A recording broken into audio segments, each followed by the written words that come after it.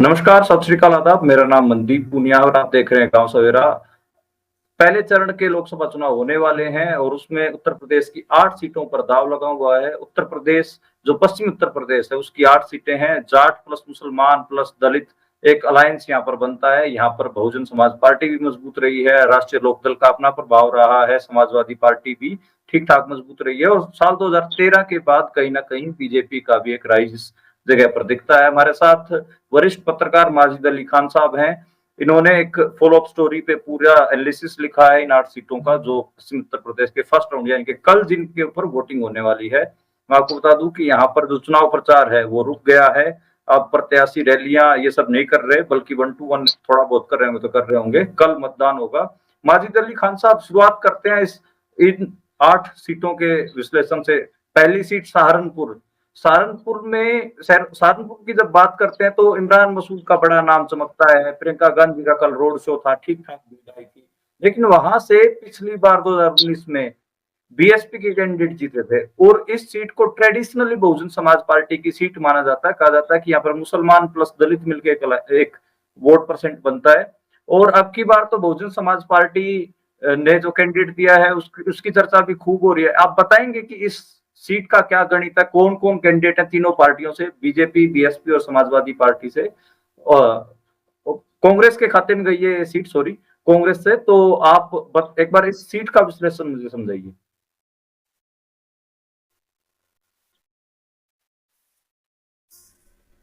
बहुत बहुत धन्यवाद पुनिया जी। मैं आपको बताता चलूं, सहारनपुर डिस्ट्रिक्ट बसपा का बहुत मजबूत गढ़ रहा है।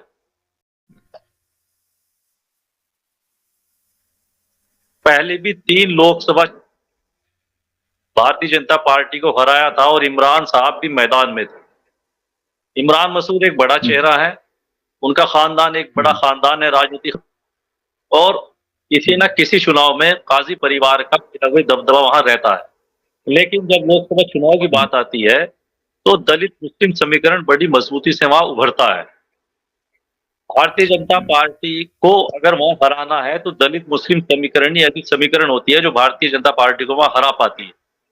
इसलिए इस बार भी यही हो रहा है कि बसपा कैंडिडेट लोगों को यही समझा रहे हैं कि अगर भाजपा को हराना है तो दलित मुस्लिम समीकरण ही काम करे। इमरान मसूद बड़े नेता हैं, वो मुकाबले में हैं, लोग कह रहे हैं कि अच्छा मुकाबला कर रहे हैं, लेकिन कोई ऐसा बेस वोट उनके पास नहीं है जो भारतीय जनता पार्टी को हरा दे। सहारनपुर में सबसे ज्यादा जो मुस्लिम मत है वो मुसलमानों के, लगभग 7 लाख वोट वहां है। तो 7 लाख वोट में अगर बराबर बिखराव हुआ तो सीट भारतीय जनता पार्टी जीत जाएगी। और अगर मुसलमानों का एक बड़ा हिस्सा बहुजन समाज पार्टी के कैंडिडेट माजिद अली पे गया तो फिर वहां भारतीय जनता पार्टी हार जाएगी और बहुजन समाज पार्टी इस सीट पर फिर अपना कब्जा बरकरार रखेगी। आपको क्या लग रहा है, आपके पास जो रिपोर्ट है यार, आपने जो बात की होगी उस इलाके के लोगों से, जैसे मेरे को जो सुनने में आ रहा है कि जो गाड़ा कम्युनिटी है उससे बीएसपी के जो कैंडिडेट हैं वो आते हैं, तो गाड़ों की वहां पर 2.5 लाख के आसपास वोट है, तो वो एक मुश्त कहीं ना कहीं बीएसपी कैंडिडेट को पड़ेंगी। तो ऐसे खबरें भी हैं कि इमरान मसूद की इस बार राह मुश्किल है और जो टक्कर असल में दिखने को मिल रही है वो बीएसपी में और बीजेपी में देखने को मिल रही है। कितनी सच्चाई है इस बात? देखिए, ये सहारनपुर में जो मुसलमानों का बड़ा हिस्सा है वो तेली बिरादरी और गाड़ा बिरादरी, और गाड़ा बिरादरी काजी रशीद मसूद परिवार का परंपरागत वोट रहा है इससे पहले। क्योंकि जब भी कोई मुकाबला हुआ तो गैर गाड़ा अगर मुकाबले में कोई आया है काजी रशीद मसूद के किसी परिवार के आदमी से, तो गाड़ों ने रशीद मसूद परिवार को ही वरीयता दी है, प्राथमिकता दी है। लेकिन इस बार मामला यह है कि खुद गाड़ा कम्युनिटी का ही एक आदमी, समाज का ही एक आदमी मैदान में है और गाड़ों की लगभग 90 से 95% वोट अपनी बिरादरी के पक्ष में जाएंगे। वोटों की तादाद अच्छी खासी है, तो मैं ये समझता हूं कि मुसलमानों का एक बड़ा हिस्सा माजिद अली को मिलेगा। उसकी वजह भी यह है कि वहां जो गाड़ा बिरादरी के बड़े नेता हैं, जिनमें फिरोज आफ्ताब साहब भी शामिल हैं, हालांकि वो कांग्रेस में है लेकिन भारतीय जनता पार्टी को हराने के लिए बहुजन समाज पार्टी का साथ दे रहे हैं। उनका मानना ये है कि बैकवर्ड मूवमेंट जो है वो भाजपा के खिलाफ अगर बसपा के पक्ष में चले गए, जो बैकवर्ड बिरादरियां हैं मुसलमानों की, तो फिर बसपा यहाँ आराम से जीत जाएगी। अच्छा, उससे अगली सीट की बात करें, उससे अगली सीट पड़ती है कैराना। कैराना में जो मुनव्वर परिवार है वो ट्रेडिशनली उस सीट पे जीतता रहा है, लेकिन हमें पता है कि हुकुम सिंह जीते उसके बाद 2014 में, लेकिन उनकी मौत होने के बाद 2018 में दोबारा तबस्सुम हसन जीतती हैं, लेकिन 19 के इलेक्शन में तबस्सुम हसन हारती हैं और जो जीतते हैं प्रदीप चौधरी। अब दोबारा प्रदीप चौधरी ही बीजेपी की टिकट पे मैदान में है।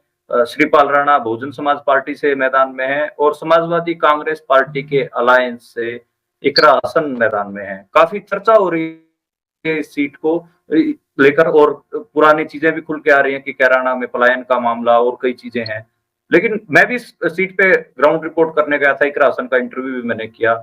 मेरे को आज के समय में लग रहा है कि इकरा हसन थोड़ा सा कुछ मार्जिन से, मतलब 10 से 20 हजार की वोटों के आसपास से तो आगे चल रही है प्रदीप चौधरी से। आपको इसका और उसका कारण कहीं ना कहीं बहुजन समाज पार्टी का candidate, strong candidate Shripal Rana होना। आपको क्या इस सीट के ऊपर समीकरण लग रहे हैं? दरअसल कैराना लोकसभा क्षेत्र में एक तो गुजरों का दबदबा है और खुद मुनव्वर हसन भी गुजर परिवार थे, उसे चौधरी प्रदीप भी। अच्छा, कैराने में 3 सीटें शामली जिले की हैं, 2 सीटें सहारनपुर की। अच्छा, इकरा के साथ अच्छी बात यह है कि कैराना शामली जहां उनका अपना परिवार का घर है, तो सहारनपुर की ननिहाल है। तबस्सुम हसन चूंकि सहारनपुर की ही नकुड़ विधानसभा की रहने वाली हैं, तो कैराना के इकरा हसन को पूरी कैराना सीट से बराबर समर्थन मिल रहा है। अब उसमें भारतीय जनता पार्टी की कमजोरी क्या है अब की बार, कि उसमें राजपूत जो समाज है, बिरादरी है, वो भाजपा का विरोध कर रहा है। बसपा ने राजपूत उतार के उस विरोध को अपने पक्ष में लेने की कोशिश की है। अगर राजपूतों का विरोध बरकरार रहता है और बसपा राजपूतों के वोट ले लेती है, तो भारतीय जनता पार्टी के लिए बहुत बड़ा वो झटका होगा। रही बात गुजर बिरादरी की, तो जो शामली जिले के गुजर हैं, वो चाहे हिंदू गुजर हो चाहे मुसलमान गुजर हो, वो चूंकि पहले हुक्म से मुकाबला किया करते थे, फिर उनकी पुत्री ने भी मुकाबला किया, इसलिए वहां के हिंदू गुजर प्रदीप के साथ गए थे। लेकिन इस बार वहां के गुजर भी इकरा के साथ हैं। तो मैं समझता हूं कि 6 लाख मुसलमान प्लस ये गुजर बिरादरी का समर्थन प्लस राजपूतों की नाराजगी प्लस जाटों की भी नाराजगी के लोक दल के भाजपा में साथ आने से ऐसा नहीं है कि सारे जाट भाजपा से खुश हो गए हैं। लेकिन जो जाट वाकई किसान आंदोलन में भारतीय जनता पार्टी के खिलाफ रहा था, वो आज भी खिलाफ है। वो भी इकरा हसन को गठबंधन के प्रत्याशी को सपोर्ट कर रहा है। तो मैं समझता हूं कि इन 8 सीटों पे गठबंधन की सबसे ज्यादा मजबूत स्थिति कैराने में, और कैराना सीट ये लगती है कि हिस्से में जरूर जाएगी। जी, उससे अगली सीट मुजफ्फरनगर, काफी चर्चा हो रही है। 2 भारी भरकम जाट आमने सामने, संजीव बाल्यान और हरेंद्र मलिक। हरेंद्र मलिक समाजवादी पार्टी और कांग्रेस पार्टी के गठबंधन से और संजीव बाल्यान आरएलडी और बीजेपी के गठबंधन से। एक और कैंडिडेट की चर्चा मुजफ्फरनगर में है, वो बहुजन समाज पार्टी के कैंडिडेट हैं और वो जो ओबीसी समाज है उससे आते हैं। ओबीसी में भी वो नून यादव ओबीसी समाज से आते हैं और लगातार बार बार चर्चा हो रही है कि ये सीट भी फंसी हुई है। इसका आपको क्या लग रहा है? देखिए, मुजफ्फरनगर भी कैराने सीट की तरह मुस्लिम मतों के बिखराव पर निर्भर करेगी। अगर मुसलमानों का वोट ज्यादा से ज्यादा गठबंधन को गया, तो हरेंद्र मलिक जो गठबंधन के उम्मीदवार हैं वो सीट निकाल देंगे। अच्छा, मुजफ्फरनगर में हुआ क्या कि सरधना के जो विधायक है ठाकुर संगीत सोम, वो संजीव बालियान के खिलाफ विरोध कर रहे हैं, बल्कि वो अच्छी खासी बयानबाजी भी कर चुके हैं। अगर राजपूत बिरादरी का वही विरोध बाकी रहता है, कायम रहता है, तो भारतीय जनता पार्टी के लिए मुजफ्फरनगर सीट निकालना भी मुश्किल होगी। अच्छा, लेकिन अगर जाटों का एक बड़ा तबका और मुसलमान मिलके कहीं गठबंधन की तरफ ज्यादा पड़ गया, तो और एक और वहां खतौली से विधायक भी मदन भैया है, गुजर हैं, अगर उनका भी सपोर्ट कहीं गुजरों का रहा, तो मुझे लगता है कि मुजफ्फरनगर सीट भी गठबंधन जीत सकता है।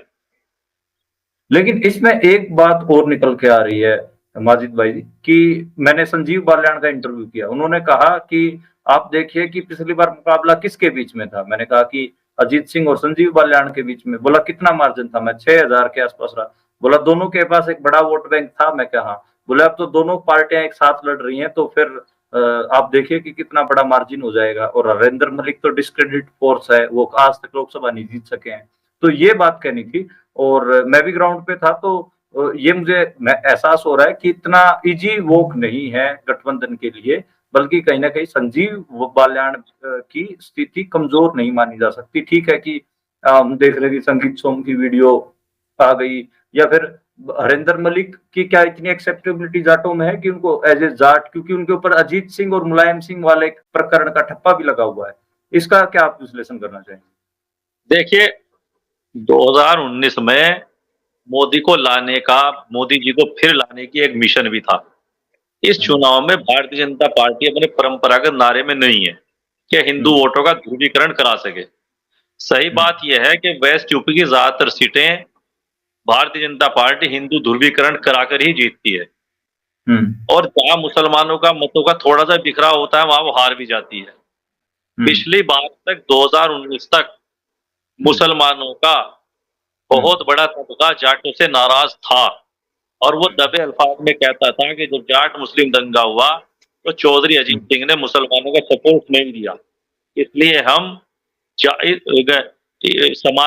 लोक दल के जाट को भी सपोर्ट नहीं करेंगे। ये मुसलमान खुल के कहते थे।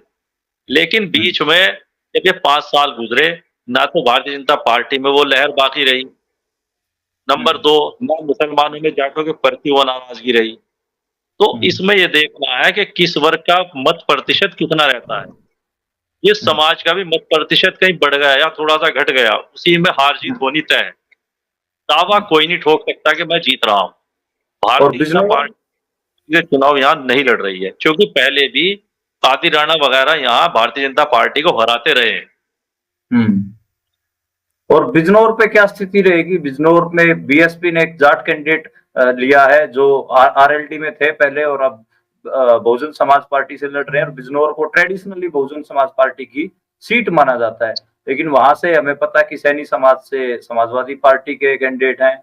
और ऐसे ही जो चंदन है, चंदन को आरएलडी का उम्मीदवार बनाया गया है। आरएलडी के खाते में, गठबंधन के खाते में आरएलडी से चंदन चौहान चुनाव लड़ रहे हैं, जो कि गुर्जर बिरादरी से आते हैं। इस सीट का आप मोटा मोटा क्या समीकरण देखते हैं कि यहाँ पर क्या बनेगा? अगर दलित प्लस मुसलमान प्लस जाट का एक विनिंग सिचुएशन बनती है बिजनौर पे, अगर वो बीएसपी के कैंडिडेट के ऊपर झुक गए तो यहाँ पे बहुजन समाज पार्टी भी जीत सकती है। लेकिन कहा जा रहा है कि जो बीजेपी है वो भी कमजोर नहीं है, और जो सैनी कैंडिडेट है समाजवादी का, वो भी कमजोर नहीं है। इन तीनों कैंडिडेटों को अगर आपको विश्लेषण करना हो, यहाँ से आप किसको देख रहे हैं, किसको ज्यादा बढ़त है इस सीट पे? देखिए, मैं आपको बताऊं कि संगीत सोम का, सरधना विधायक के संगीत सोम का संजीव बालियान के खिलाफ मुखर होकर विरोध करना, ये पूरे इलाके में असर डालेगा, जहां तक मैं समझता हूँ। बहुजन समाज पार्टी ने पिछली बार वो सीट जीती थी, और इस बार बहुजन समाज पार्टी वहां मजबूत है, क्योंकि बसपा का संगठन वहां काम करता रहा है। अच्छा, बिजनौर की लोकसभा 2 बिजनौर जिले की है, 1 हस्तिनापुर मेरठ की है, 2 मुजफ्फरनगर की है।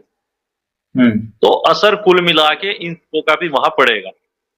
जो लोक दल के जो कैंडिडेट भाजपा के समर्थन से हैं, तो राजपूत बिरादरी की जो नाराजगी वो दबे शब्दों में कहीं ना कहीं आ रही है। अगर वो कहीं अपना असर दिखा गई तो भारतीय जनता पार्टी वहां फिर एक बार, मुझे नहीं लगता कि वहां बहुत ज्यादा बढ़त बना पाएगी। अच्छा, रहा कांग्रेस सपा गठबंधन, तो दीपक सैनी बहुत ज्यादा मजबूत वहां अभी नजर नहीं आ रहे।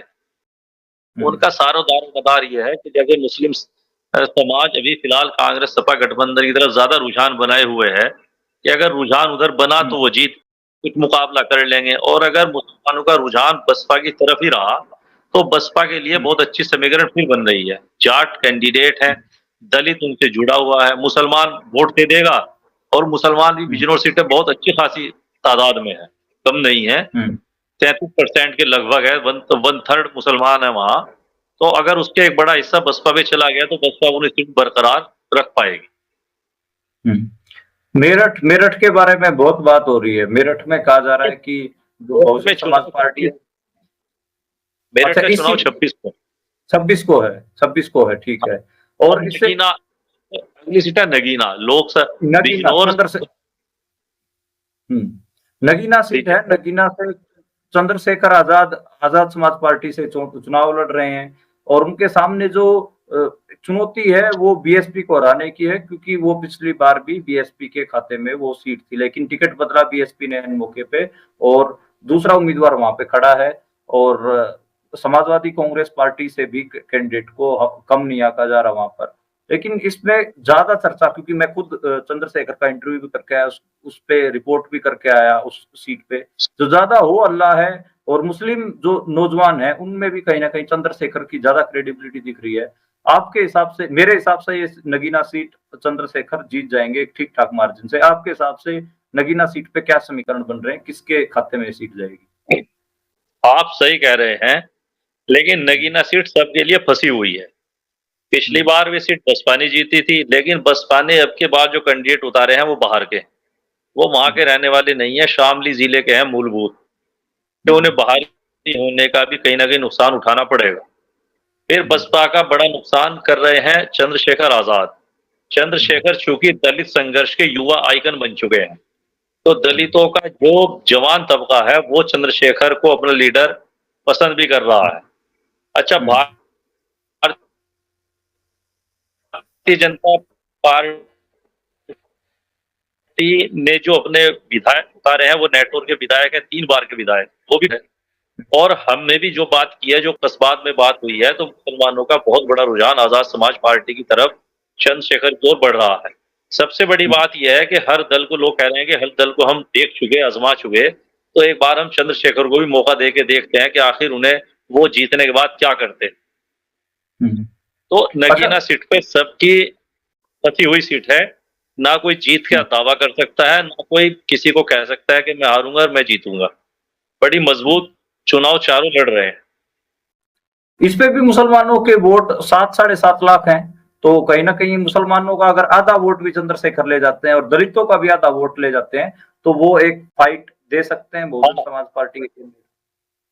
सच्ची बात यह है कि मुसलमानों का रुझान, जो हमने वहां जो नजीबाबाद कस्बा है और नगीना है, जो कस्बे जो लोग लगे हुए हैं उन्हें बात की है, तो लोग चंद्रशेखर को एक मौका देना चाहते हैं, क्योंकि सुरक्षित सीट है, तो सारे ही दलित खड़े हैं, दूसरी बिल्कुल तो कोई है नहीं।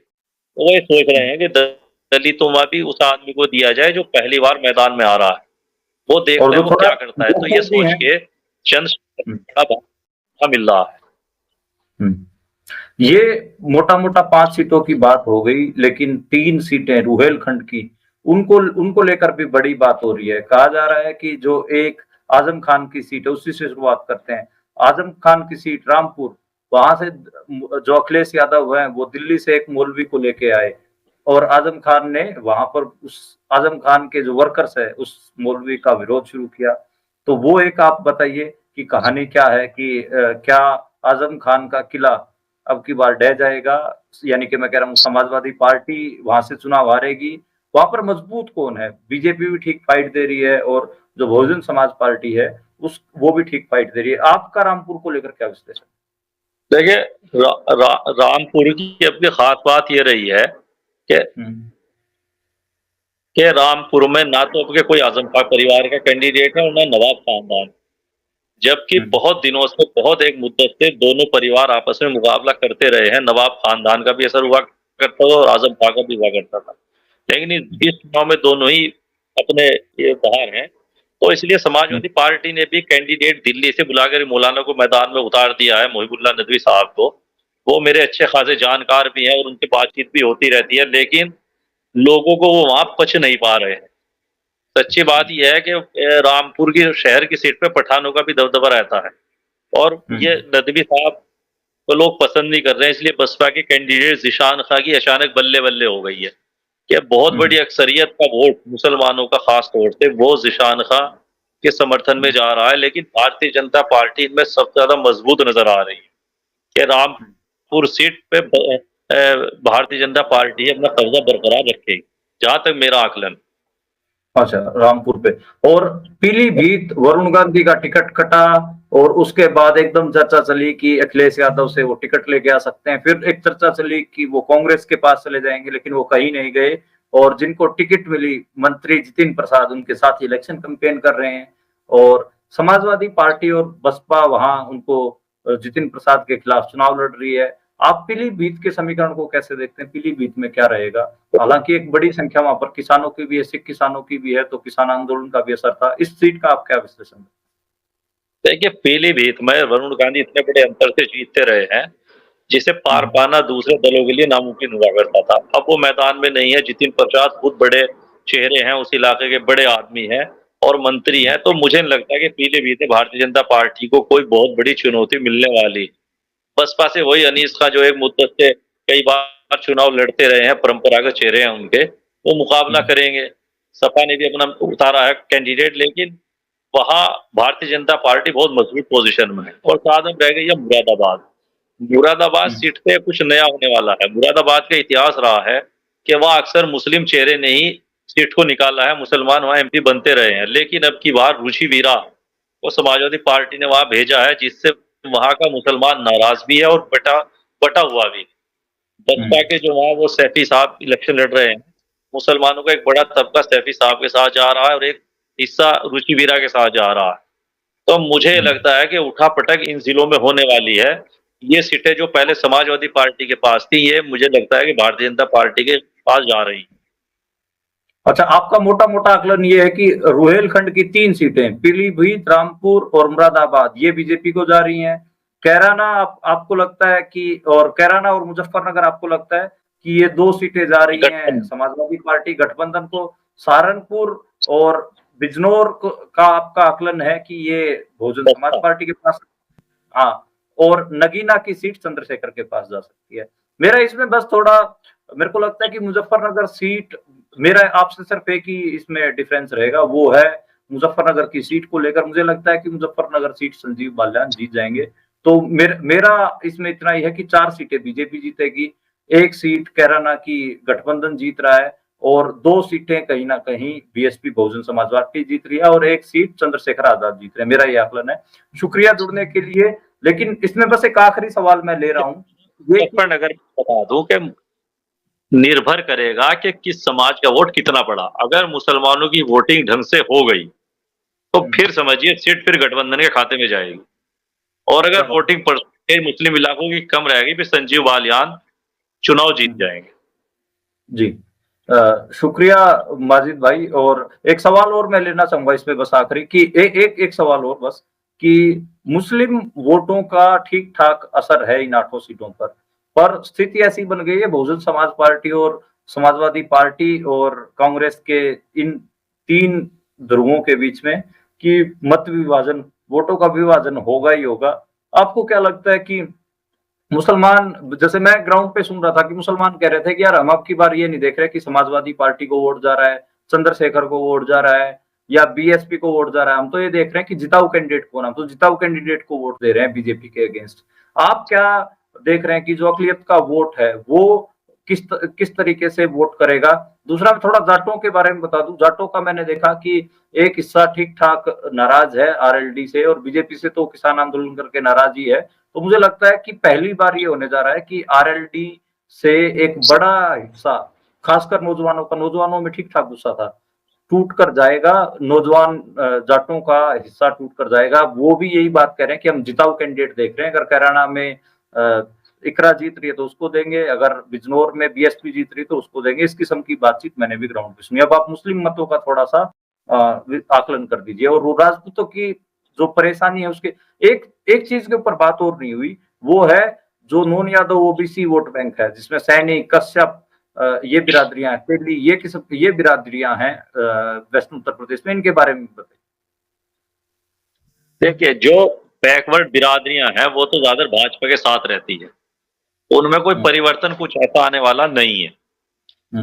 लेकिन जो मोटे मोटी बिरादरियां, जो मुसलमान जो समाज है, वो तो बहुत कई चुनाव से भारतीय जनता पार्टी को हराने के लिए ही वोटिंग करता रहा है, इसमें कोई शक नहीं।